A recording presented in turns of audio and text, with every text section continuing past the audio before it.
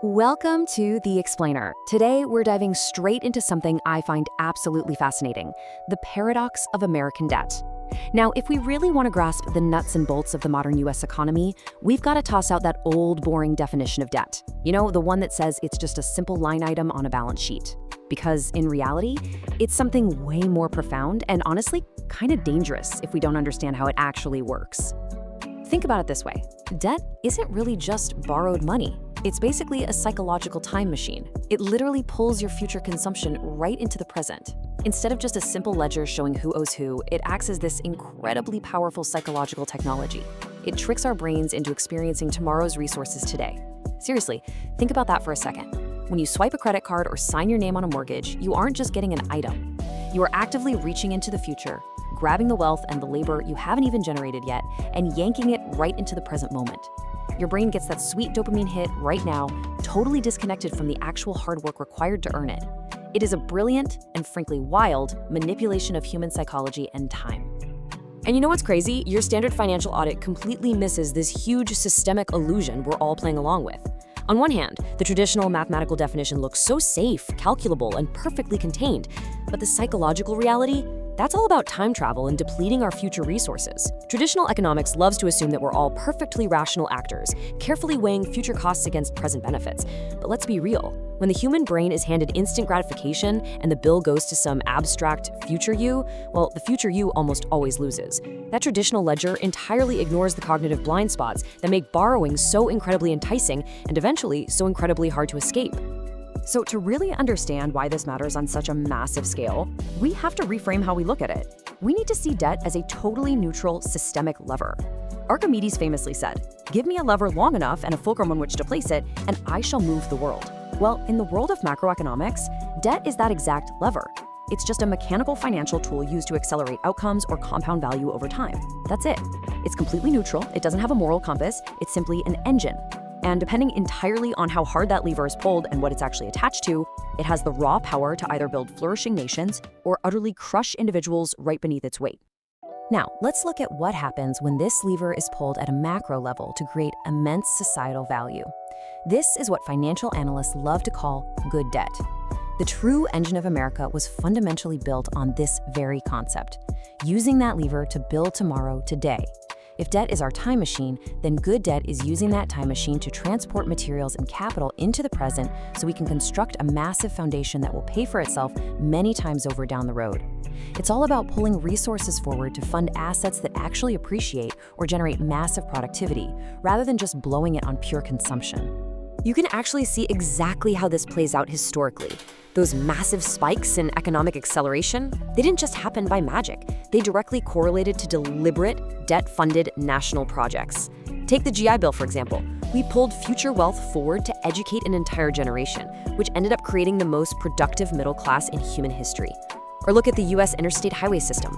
We used the debt lever to physically pave and connect the entire country, drastically lowering the cost of commerce and logistics for decades. This wasn't just government spending. This was the highly strategic application of a lever to permanently raise the nation's baseline of productivity. It really boils down to this. The strategic use of debt as a systemic accelerant built the very foundation of modern American wealth. When this technology is strictly tied to things like appreciating assets, education, infrastructure, and long-term productivity, the whole system absolutely thrives. The future wealth generated by those big investments vastly outweighs the cost of the interest required to pull the capital forward in the first place. This is the time machine working exactly like it's supposed to, borrowing from tomorrow to ensure that tomorrow is exponentially richer than today. But what happens when our very own human psychology short-circuits this whole technology? What happens when we pull that incredibly powerful lever, not to build a massive highway system or fund a degree, but just to buy fleeting, depreciating present desires? Well, this is exactly when the lever breaks.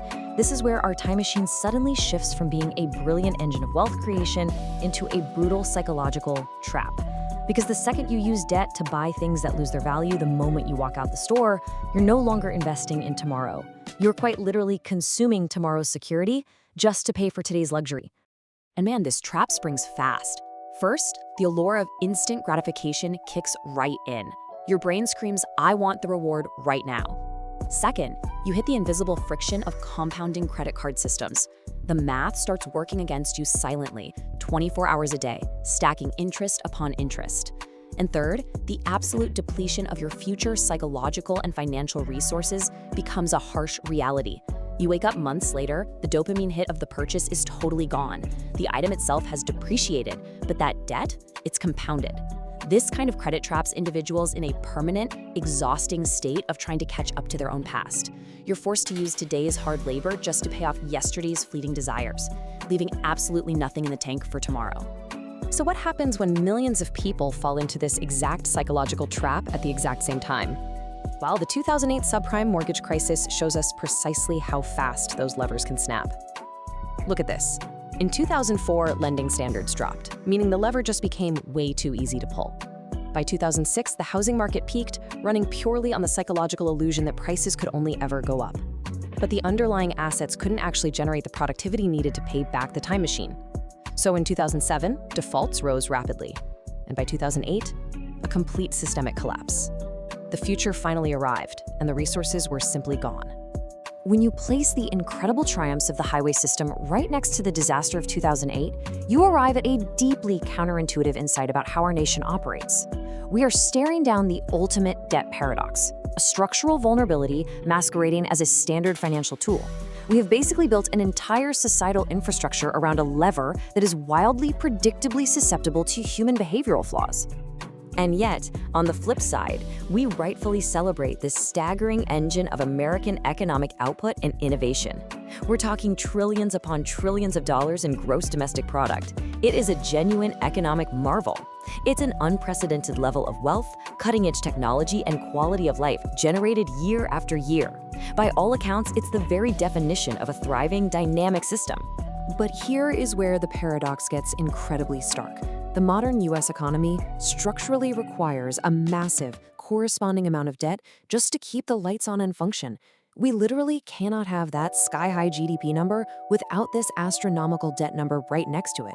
They aren't opposing forces, they're the exact same systemic coin. The incredible economic output we all get to enjoy today is actively, constantly being subsidized by a relentless structural pulling of resources from our collective future. So, as we wrap up this explainer, I really want to leave you staring at the ultimate systemic paradox of our national psychological time machine. We've seen firsthand how the lever can build a flourishing nation when used for true productivity. And we've seen how it utterly crushes systems when hijacked by our need for instant gratification. But when you zoom all the way out and you look at the entire ledger of the American economy, we have to ask ourselves one final crucial question. If our entire economic system fundamentally relies on borrowing from tomorrow, what happens to the system when tomorrow finally arrives?